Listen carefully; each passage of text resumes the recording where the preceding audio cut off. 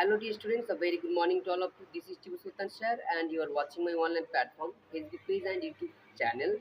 If you are a newcomer on my videos, please do subscribe and follow this page. Today in this video, I will discuss the clause and the phrase and what are their basic differences and their types also. So, dear students, if you are a WBSLST candidate and you have been taking preparation for interview, so this video is very important to all of you.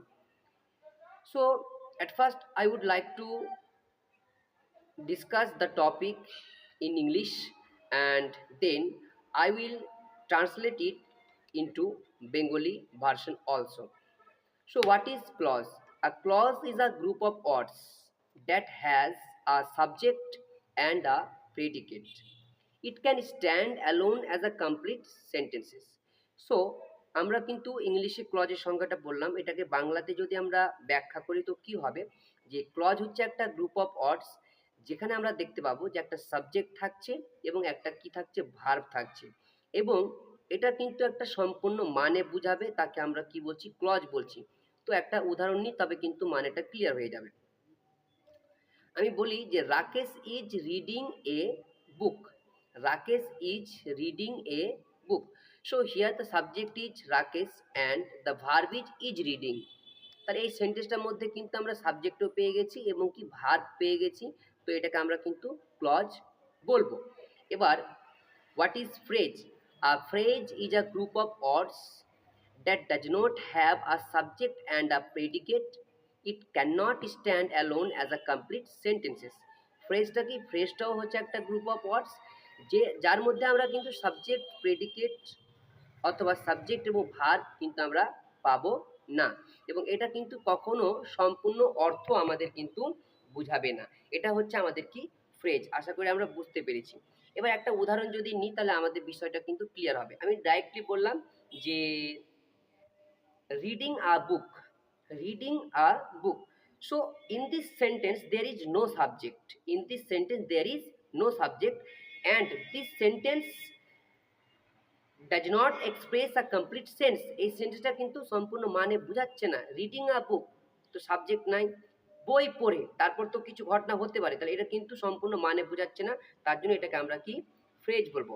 একটা সেন্টেন্সের মধ্যে যদি আমি উদাহরণটা নিই তবে কেমনটা হবে, যে I saw a man who was sleeping.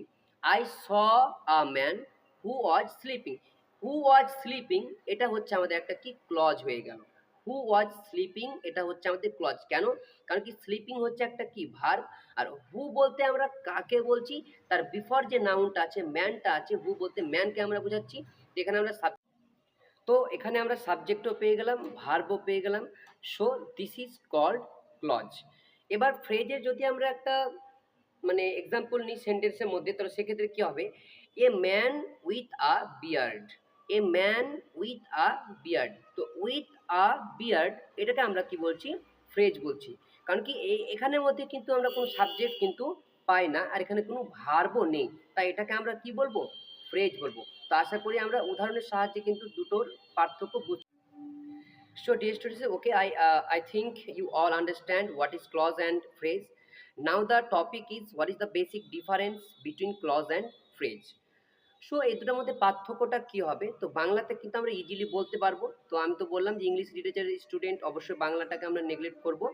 So আমরা ডিফারেন্স যদি বলি তো এক্ষেত্রে আমরা এভাবে বলতে পারবো যে, প্রথমে আমরা সংজ্ঞাটাই বলি না, যে a clause is a group of words that contains a subject and a predicate. তাহলে এটা হচ্ছে কি, ক্লজের সংজ্ঞা হয়ে গেল। আমরা কিন্তু অপরপক্ষে বলতে পারি যে while a phrase is a group of words but it does not have subject and predicate, তাহলে একটা কিন্তু আমাদের পার্থক্য হয়ে গেল।